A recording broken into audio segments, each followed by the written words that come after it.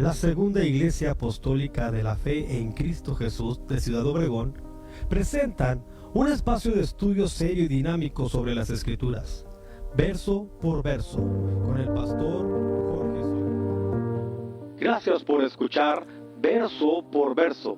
Te invitamos a sintonizarnos todos los lunes a las 6 de la tarde por Radio Vida Iglesia Obregón. Apostólica y todos los que nos escuchan en Señal al Aire y en la página de Facebook, sean bienvenidos a este 2025.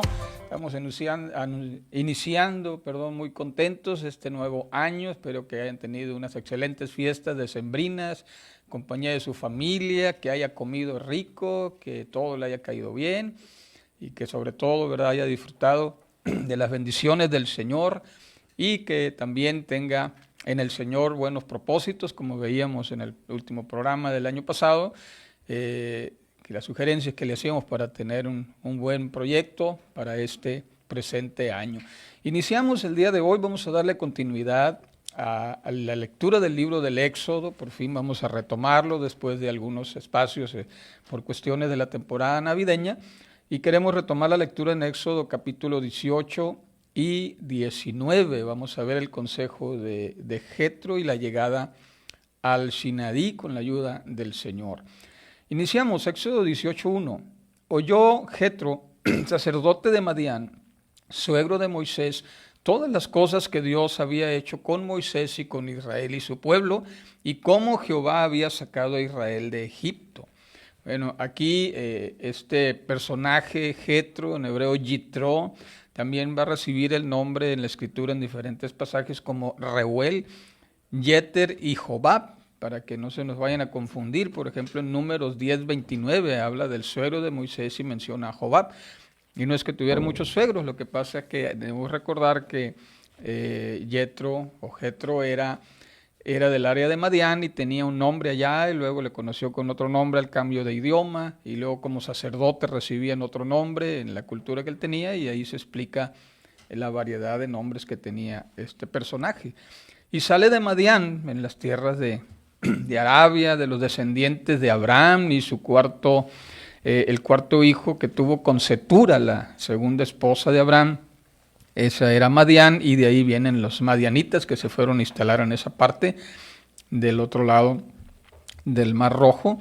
Y fue al encuentro de Moisés, pues según lo que vamos a leer, pues para convertirse al Dios de los hebreos, él tener su propio encuentro con Dios. Y por las maravillas que el Señor había hecho en Egipto, él le entregó su confianza a Dios. Como Dios había sacado de Egipto al pueblo de Israel, que era algo inesperado, impensable. Ningún pueblo esclavo en esa época fue liberado de Egipto, de la dura servidumbre de Faraón. Las fronteras estaban bien cerradas, no les convenía a Egipto deshacerse de la mano de obra regalada prácticamente. Y bueno, como comenta Rachi, ¿verdad?, es la excepción a la regla lo que Dios hizo con Israel.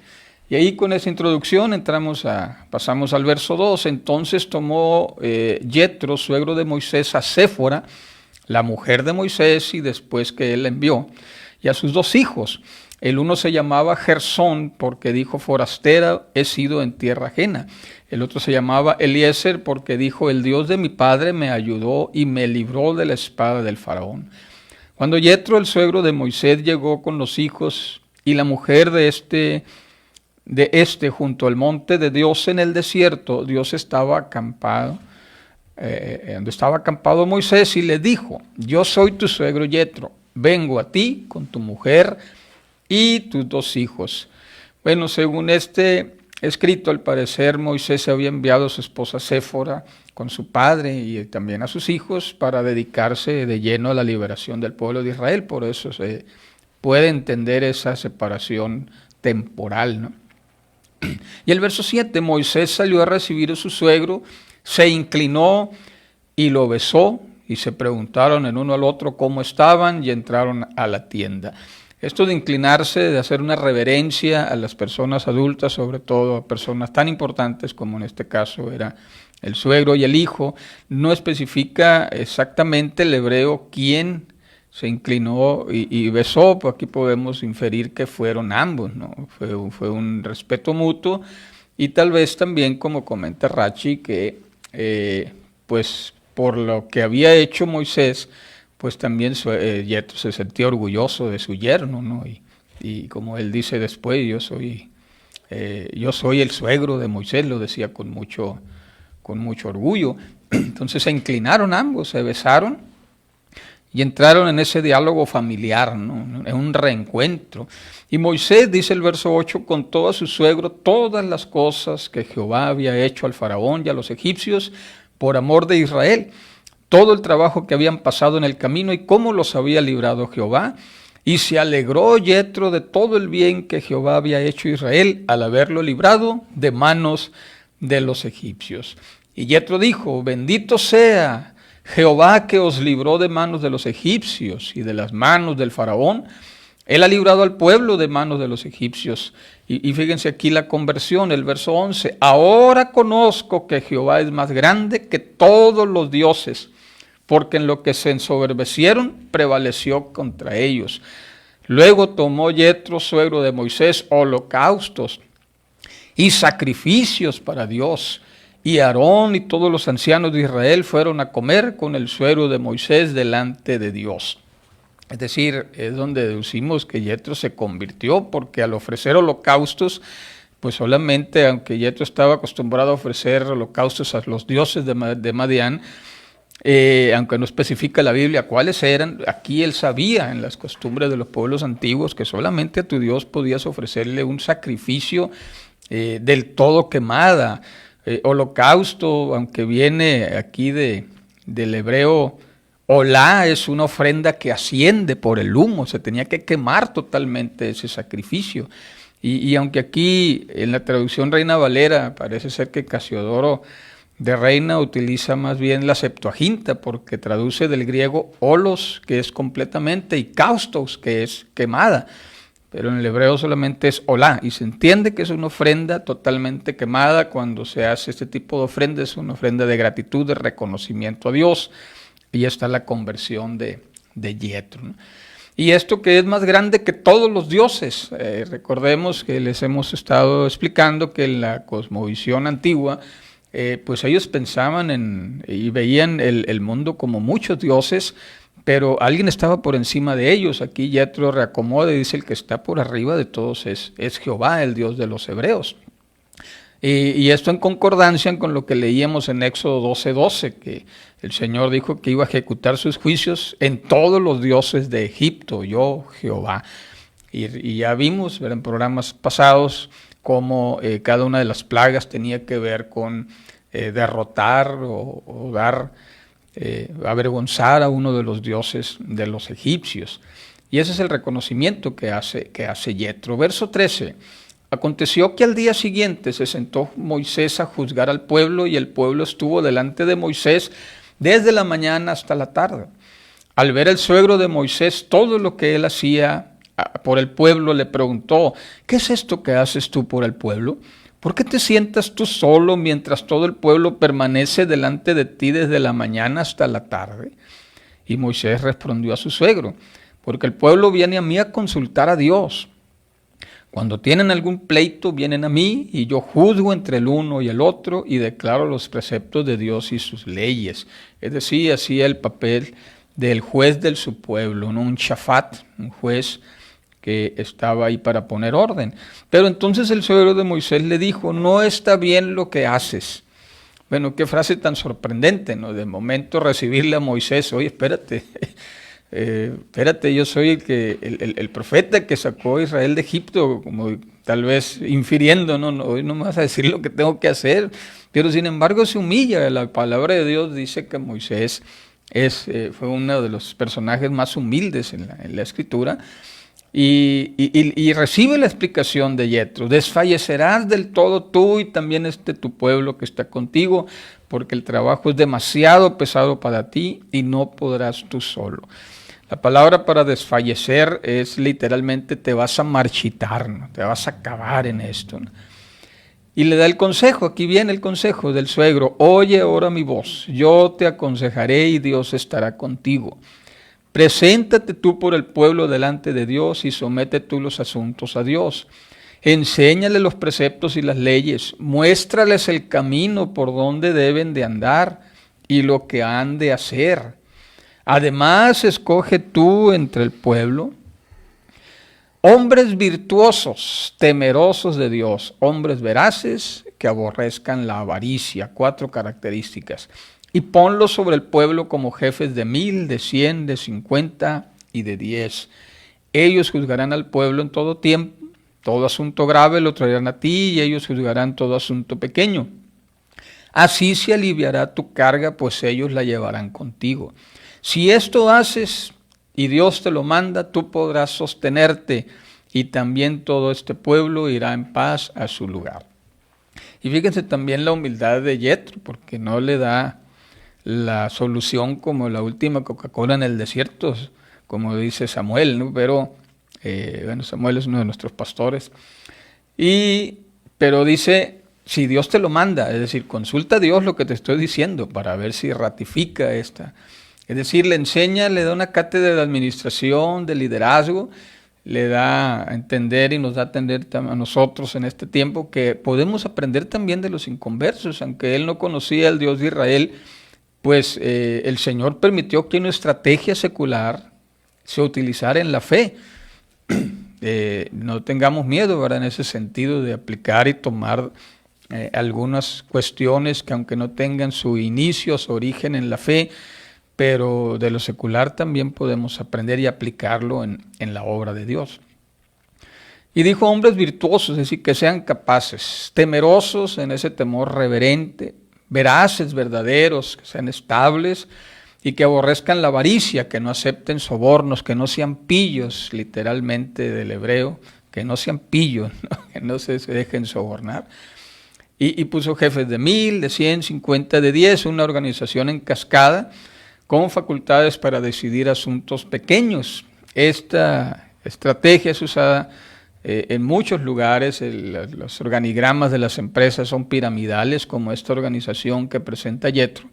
Y también es usado en implementación en las iglesias que manejamos grupos celulares, las reuniones en las casas del alma les llamamos en la segunda iglesia de Obregón. Y bueno, pues es toda una estrategia ahí que sigue teniendo vigencia, ¿no? Éxodo 18:24, oyó Moisés la voz de su suegro e hizo todo lo que él le dijo. Y escogió Moisés hombres de virtud de entre todo Israel y los puso sobre el pueblo como jefes de sobre 1000, sobre 100, sobre 50 y sobre 10, tal como se lo dijo Yetro, los cuales juzgaban al pueblo en todo tiempo. Los asuntos difíciles los traían a Moisés y ellos juzgaban todo asunto pequeño. Es decir, implementó la estrategia y le funcionó. Luego Moisés despidió a su suegro y éste se fue a su tierra. Y me llama la atención el comentario de Rachi que dice, se regresó a su tierra porque se fue a convertir a los suyos, ¿no?, para platicarles de la fe en el Dios de Israel. Pero bueno, eso ya no lo dice la Escritura. Brincamos a Éxodo 19, cerramos este capítulo 18 de Yetro y vamos a este interesante pasaje donde Israel llega al Sinaí. Dice, al tercer mes de haber salido los hijos de Israel de la tierra de Egipto, ese mismo día llegaron al desierto del Sinaí. Ahí se iban a quedar durante todo un año, ahí iban a experimentar el recibir la presencia de Dios, el recibir los mandamientos, la ley, las palabras, para luego rechazarla, luego pactar de nuevo. Y bueno, me gustó mucho el comentario de Mundo Hispano que dice, la meta de la liberación no era una montaña distante y misteriosa, sino que era traer al pueblo a Dios mismo para que tuviera una relación personal con Él. Me gustó mucho este comentario, de los muchos que consulto para traerles esta exposición. Verso 2, habían salido de Refidim, hace hincapié Moisés aquí de dónde habían salido para llegar al desierto, acamparon Israel allí frente al monte y Moisés subió a encontrarse con Dios. Jehová lo llamó desde el monte y le dijo, así dirás a la casa de Jacob y anunciarás a los hijos de Israel, vosotros visteis lo que hice con los egipcios y cómo os tomé sobre alas de águila y los he traído a mí. Bueno, aquí lo importante es de que Moisés sube a encontrarse con Dios y Dios empieza a hablar de nuevo con Moisés, como ya había entablado un diálogo desde el monte Horeb, y de ahí en adelante lo siguió acompañando, pero ahora introduce este término como los tomé sobre alas de águila. Y me llama mucho la atención el comentario rabínico que dice que el águila porta sus crías sobre sus alas, a diferencia del resto de las aves que las toman con las garras, ¿no? Porque el águila no teme a otras águilas, no teme a otro animal, porque nadie vuela más alto que las águilas. Teme a las flechas que pueden venir de parte del hombre. Y así es que pues ninguna ave está por encima, entonces se protege a sus polluelos sobre sus alas, es el mejor lugar, y en las alturas, ¿no? Así dice el Señor, así los tomé sobre alas de águila. Y bueno, y ya hay una aplicación que la Mejiltá, que es un comentario rabínico también, que cuando los egipcios le lanzaban piedras catapultadas y flechas contra Israel cuando los iban persiguiendo, la nube de la presencia del Señor las recibía sin que causaran ningún daño al pueblo, es decir, como las alas de las águilas protegiéndolos ahí. Verso 5. Ahora pues, si das oído mi voz y guardas mi pacto, vosotros seréis mi especial tesoro sobre todos los pueblos, porque mía es toda la tierra. Vosotros me seréis un reino de sacerdotes y gente santa. Estas son las palabras que dirás a los hijos de Israel. Y bueno, el pacto, ya hemos explicado esta palabra, berit, que es partir un animal y pasar en medio de la sangre, y que si alguien no cumple el pacto, entonces se le hará al otro lo que al animal que fue cortado. Ese es un pacto de sangre, y esa es la palabra que utiliza aquí el Señor. Él quería establecer un pacto con sangre, y les dice para que sean mi especial tesoro, y la palabra que se utiliza aquí desde el hebreo es el tesoro de los reyes. Es algo muy apreciado, una propiedad exclusiva. Son esas propiedades muy valiosas que el rey conserva de sus conquistas y dice, esto nadie me lo tienta. Es el museo, ¿verdad? O la vitrina especial del rey. Esa es la aplicación, entonces es algo muy valioso. Me serán un reino de sacerdotes, de ministros, Kohanim, para tener acceso directo a Dios, para mediar entre las naciones y Dios, que ese era el proyecto original de Dios para Israel. Cosa que, como veremos en la historia bíblica, no se cumplió del todo, se fueron un pueblo cerrado, pero bueno, eso lo veremos más adelante. Y es lo que también Lutero, desde la Reforma Protestante, llamaría, muchísimos siglos después, el sacerdocio de todos los creyentes. Me será en un reino de sacerdotes y gente santa, gente apartada, consagrada para Dios, un pueblo kadosh, un pueblo apartado para ser propiedad exclusiva y servir a Jehová. Verso 7. Entonces regresó Moisés, llamó a los ancianos del pueblo y expuso en su presencia todas estas palabras que Jehová le había mandado. Todo el pueblo respondió a una diciendo, haremos todo lo que Jehová ha dicho. Y Moisés refirió a Jehová las palabras del pueblo. Bueno, hasta aquí vemos una buena disposición del pueblo a obedecer a Dios. Veámoslo, nos van saliendo de Egipto con mano poderosa, liberados de la esclavitud, vieron al Dios que abre el mar, que los sostiene, ¿verdad? Con la columna de fuego en la noche, la nube de día, que va con ellos en el desierto, que les da de comer.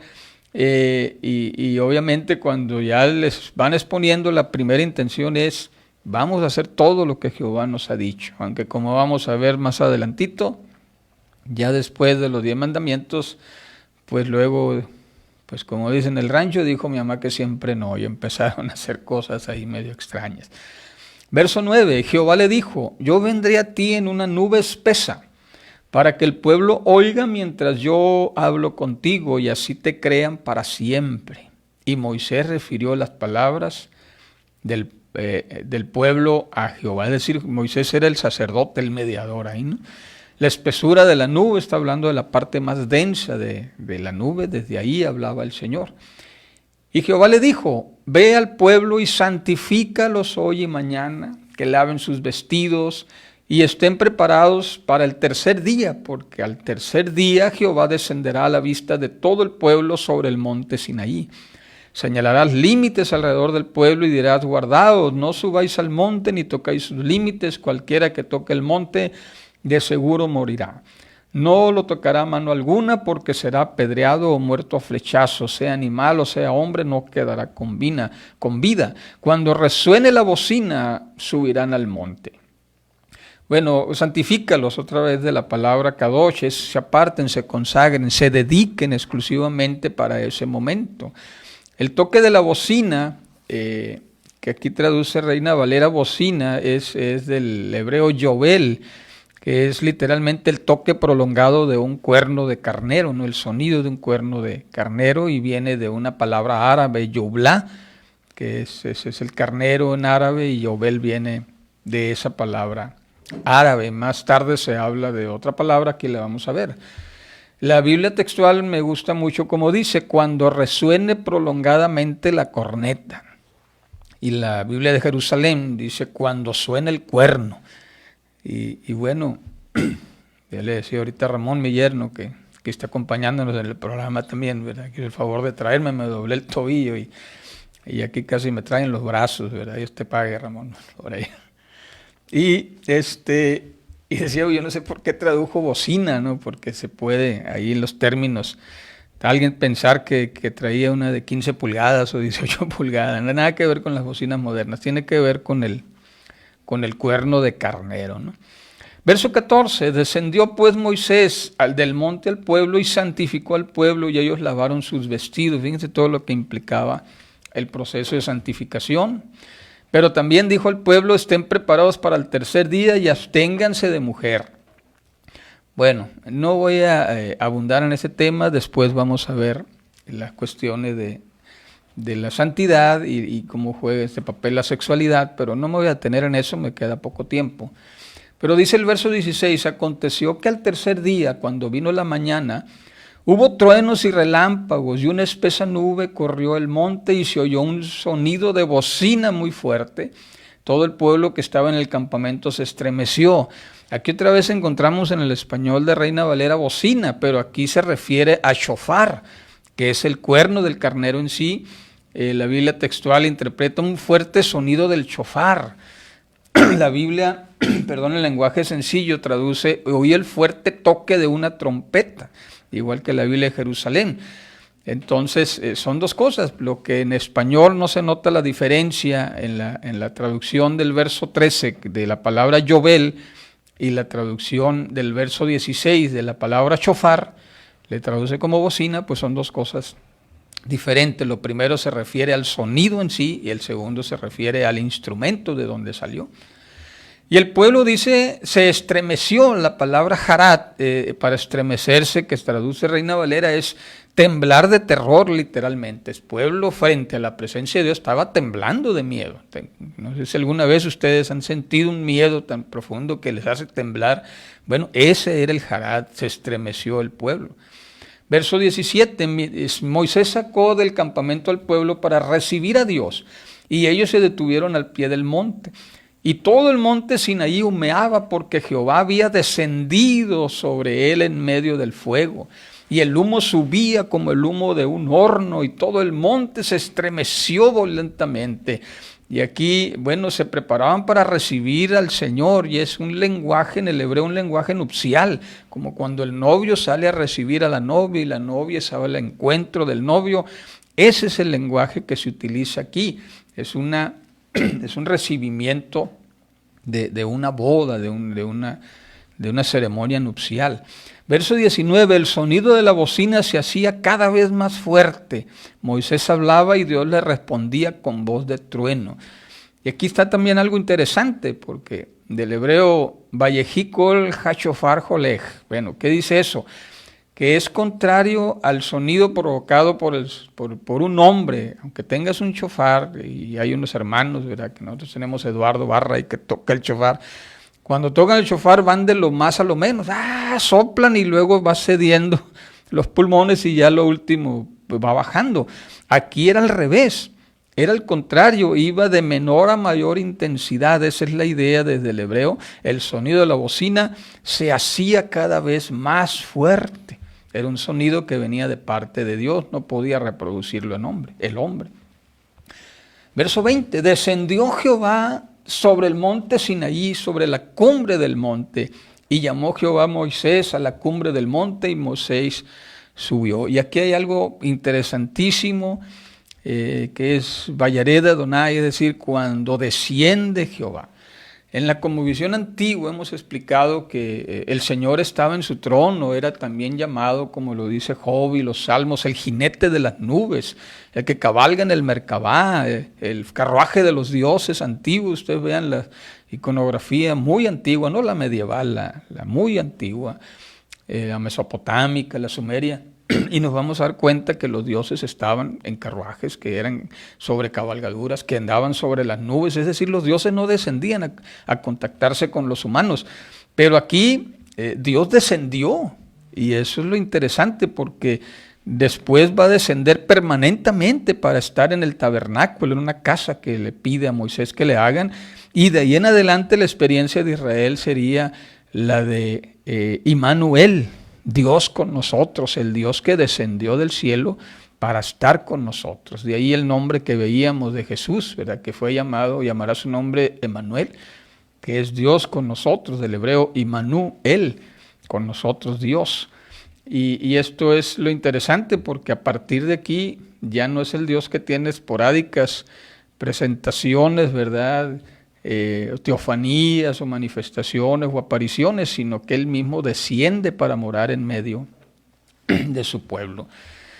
Concluimos, verso 21, Jehová dijo a Moisés, desciende y ordena al pueblo que no traspase los límites para ver a Jehová, porque caerá multitud de ellos. Que también se santifiquen los sacerdotes que se acercan a Jehová, para que Jehová no haga en ellos estrago. Y Moisés dijo a Jehová, el pueblo no podrá subir al monte Sinaí, porque tú nos has mandado diciendo, señala límites al monte y santifícalo. Pero Jehová le dijo, desciende tú, y luego subirás junto con Aarón, para que los sacerdotes y el pueblo no traspasen el límite para subir a donde está Jehová, no sea que haga entre ellos estrago. Entonces Moisés descendió y se lo dijo al pueblo.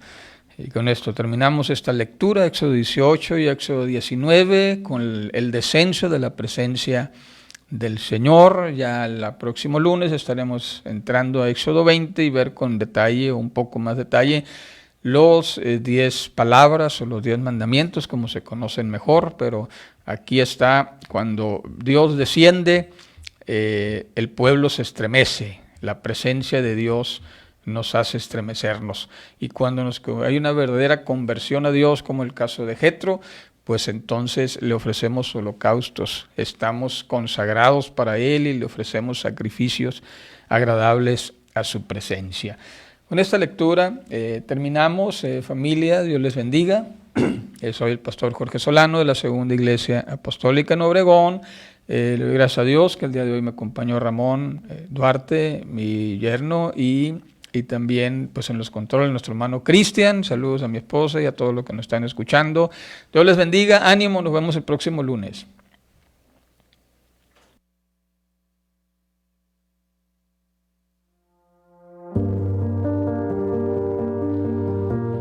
Gracias por escuchar Verso por Verso. Te invitamos a sintonizarnos todos los lunes a las 6 de la tarde por Radio Vida Obregón.